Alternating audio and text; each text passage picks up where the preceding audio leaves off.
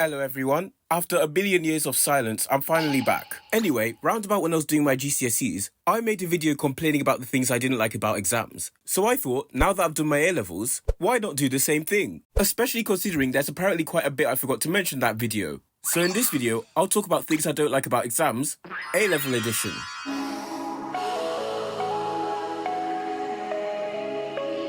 The way some of these questions are worded, right? It's as if the person who writes these exams is allergic to asking normal questions. They'll always put in this sneaky little wording in the question to try and catch us out for no reason. For example, right? When you do your first physics paper, after you've done all the big questions, the paper ends with a bunch of multiple choice 1-mark questions. Hang on, multiple choice? What the hell are you complaining about then? Listen, idiot, these aren't nice 1-markers. They're on average pretty much the same difficulty as the questions we've just done, except we now have options to pick from, which is why they're 1 mark, which I think is stupid, but whatever, right? Now the main problem, right, is that because there's only 1 mark available, there are no marks available for doing the correct method. So whatever calculation I did, if it's not for the correct answer, it basically just goes to waste.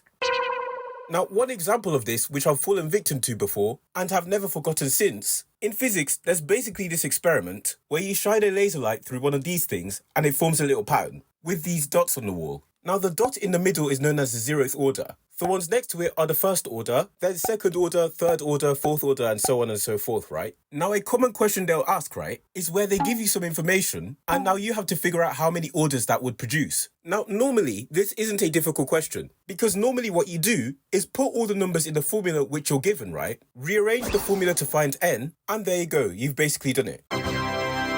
So you select that answer, and you get your test back, and believe it or not, you got it wrong. So I'm sat there thinking, hang on, this isn't a difficult question. How did I get it wrong? Turns out, if you read the question properly, they didn't even ask for how many orders. They asked for how many maxima. Now, in case you're wondering what the difference is, right? And this is ridiculous. So remember when we were talking about orders, and I said the middle one is the 0th order, and both of these were the 1st order? When they wanted us to find out how many maxima there were, they wanted us to tell them how many individual dots there were altogether. How is that relevant to my ability as a physicist? Mate, what exactly are you assessing me on? I've done all the actual calculation necessary. Why is that the thing I'm being marked down on?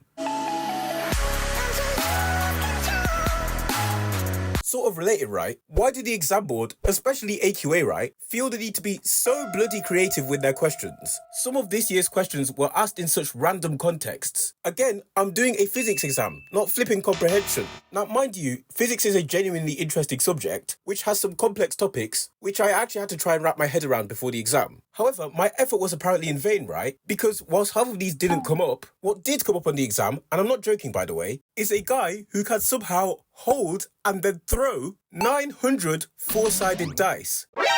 That's so random. So apparently, as far as they're concerned, they don't care about any of this stuff. But hey, at least we now have an idea of who can calculate the half-life of dice, you know what I mean? Inbred exam board.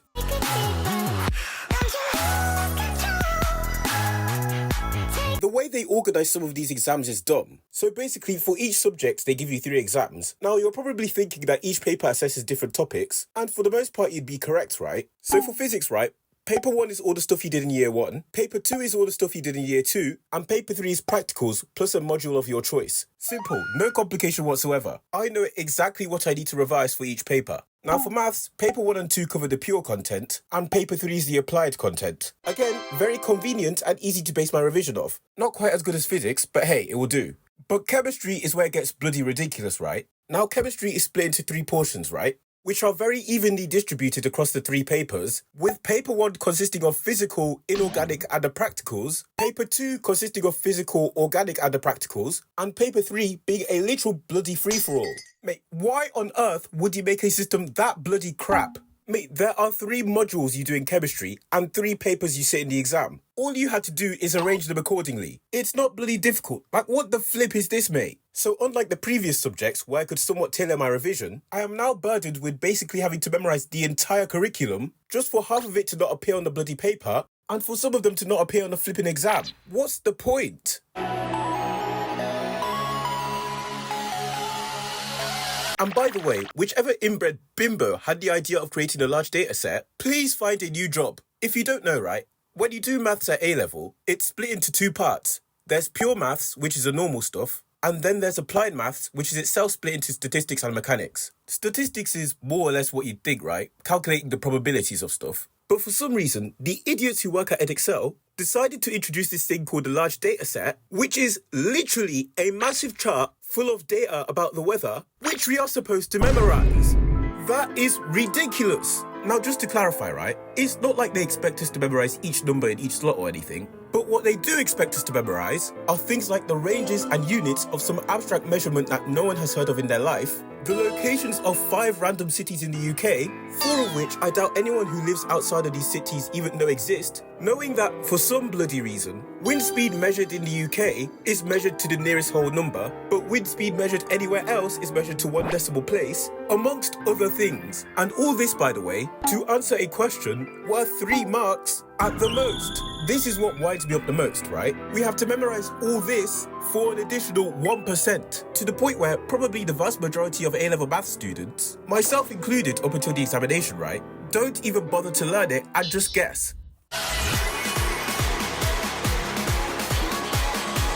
And speaking of this, right, when I think about it, this isn't the only example of them making us memorize a stupid amount. In fact, probably all subjects have it when you think about it. Take chemistry, for example, right? This is everything that you as a chemistry student are required to know, right? And in the examinations I did, there are 2 very significant portions which didn't show up at all. So why did I have to go through the effort of trying to learn it then? And by the way, when I said these ones didn't show up at all, the rest of them that did show up only showed up in very particular ways. For example, there's a topic called buffers, right? Now, when we're doing these types of calculations, here are all the things which could potentially come up, right? But despite having to know how to deal with all these, right, only one of these, maybe 2 if you're lucky, certainly no more than 3, will come up on any given examination. So why make us learn all of them?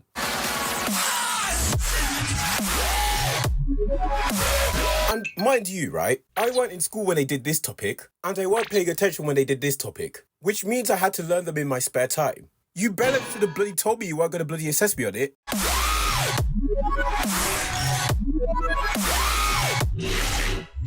And by the way, AQA, cheeky bellends that they are, not only do they do this, but they do it completely openly and proudly too. There's a page on their website which literally says that it takes 1.5 years to make an exam, and despite that entire 1.5 years they spend, they cannot and will not assess everything. So why make us learn it all then? Just make the curriculum smaller or something. But no, instead that time was spent making radioactive flipping dice.